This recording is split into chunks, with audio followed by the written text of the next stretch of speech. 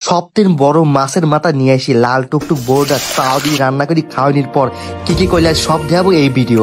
হঠাৎ আজকে আমার বউটা কচ্ছে কি আমার বড় মাছের মাথা খাবির মনে করছে। দেখলাম সমস্যা নাই, যেহেতু বরিশালের এক আপা আমাকে একটা বড় মাছ দিয়ে গেছিলি, ওই মাছের মাথাটা আজকে তোমাকে রান্না করে খাওয়াবো। আর আমার পাও দিয়ে রান্না করতে একটু কষ্ট হয়ে যাচ্ছে, কারণ মেলা দিন ধরে রান্না বান্না করা নাই, বুঝছেন। কিছু করার নাই, কারণ আমার সোনার টুকরা লাল টুকটুক বোড়া খাইয়ে চাইছে, তাই রান্না করাই লাগবে।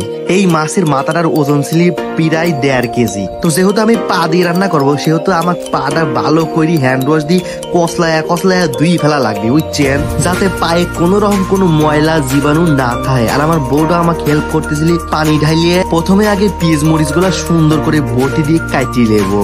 সময় এক করছিল যে দেও আমি কাটি যাই, তোমার পাও কাটি যাই পারে। আমি বললাম কি না, আমার তো এটা বা হাতের খেল, এগুলি করে আমার কাছে কিছুই লয়।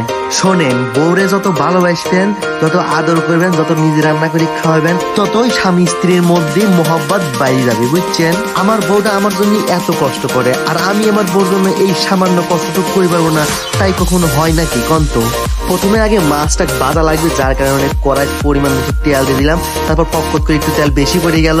এরপর বোতলের মুখটা সুন্দর করে আটকাই দিলাম, কারণ যদি তেল পড়ে যায় তাহলে সব শেষ। এখন মাছটাকে আমি পাও দিয়ে তুলে আমি কড়াইয়ের মধ্যে ফস করে দিয়ে দিব।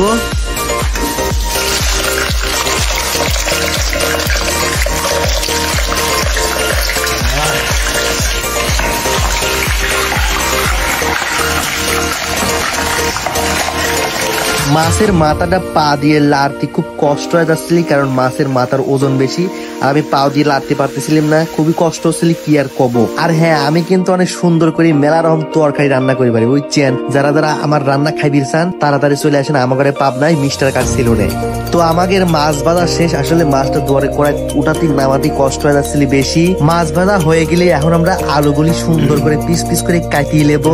এখন সত্যি কথা কি জানেন, মাছের তরকারি যদি আলু না হয়, সেই তরকারি আমার কাছে একটু ভালো লাগে না, কারণ আলু আমার কাছে সবথেকে প্রিয়, বুঝছেন। আমাদের প্রায় আলু ভাজা শেষ। এখন আলুগুলি টুকটুক করে চামচ দিয়ে তুলে ফেলা দেব। আচ্ছা, আপনারা কিরা কম তো বোক আদর করে রান্না করে খাওয়াইছেন আমার মতো, অবশ্যই কিন্তু কমেন্ট করে জানাবেন, বুঝছেন। এখন আছে পেঁয়াজ মরিচ তেলের পর সুন্দর করে বাইজিয়ে নেব। পেঁয়াজ মরিচ যখন একটু লাল সিরম দারুণ করবি, তখনই মনে করেন যে মশলাপাতি যা আছে, লবণ, তারপরে মরিচের গুঁড়িয়ে যা আছে সব একবারে টুকটুক করে দিয়ে দেবো, বুঝছেন। অনেকে আবার দিয়ে ভিডিওতে এসে কমেন্ট করেন, মিরাজ ভাই আপনার মিস্টার কার সেলুনে কি 400 টাকা আর 700 টাকার প্যাকেজ আছে এখনো? হ্যাঁ, আপনারা আইডি চলে আসেন আমার ঘরে মিস্টার কার সেলুনে। আমার সেলুনে 400 টাকা আর 700 টাকার প্যাকেজ সবসময় পেয়ে যাবেন। আলু দেওয়া হয়ে গেলে এখন আমরা মাছটাকে সুন্দর করে কড়ার মধ্যে দিয়ে দিব। অনেকেই মনে করে কি যে রান্না করা খুবই সহজ, অতটাও সহজ না, বুঝছেন। আর আমার সেলুনের লোকেশন যারা জানেন না তারা শুনিলেন, পাবনার লতিফ টাওয়ার, লিফটের সাইড, মসজিদের পশ্চিম পাশে। এই যে দেখতে পারতেছেন, এটা হচ্ছে পাবনার অরিজিনাল খাঁটি ঘি। এর মধ্যে কিন্তু বিন্দু মাত্র কোনো ভেজাল নাই। আমার খুবই কাছের বড় ভাই নিজের হাতে এই ঘি তৈরি করে। আপনারা যদি পাবনার অরিজিনাল খাঁটি ঘি কিনতে চান, তাহলে আর দেরি না করি এখনই অর্ডার করে ফেলান। এই ঘি কড়া মিষ্টি চালে তৈরি করা হয় বলেই এই ঘির সুঘ্রাণটা সেই সুন্দর। এই ঘির যে স্বাদের মান সকল ঘি হার মানায়, বুঝছেন। অনেক প্রহর অপেক্ষা করার পর আমাদের রান্না প্রায় একদম শেষ। তো এখন পা দিয়ে সুন্দর করে ডিশের মধ্যে আজরায়ে ফেলবো। খুবই ভয় লাগতেছিল হঠাৎ যদি পায়ের ছুটি পড়ে যায়, তাই জন্য সুমাইয়া হেল্প করতেছিল যাতে পড়ি না যায়, ঠিক আছে। তো এই যে আমাদের রান্না করা হয়ে গেছে, অনেক কষ্ট করে রান্না করছি। এত বড় একটা মাছের মাথা, দেখেন পুরো প্লেট একদম ভরে গেছে। আমি একটু সময়কে খাওয়াই দিই, অনেকদিন পর আজকে রান্না করে খাওয়াইতেছি, দেখি কেমন হয়।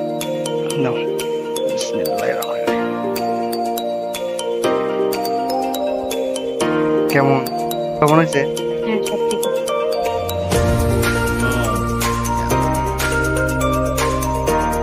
আপনারাও ঠিক আছে নিজে রান্না করে করে ভোগ খাওয়াবেন, ওর ভালোবাসা বেশি বেশি পাবেন।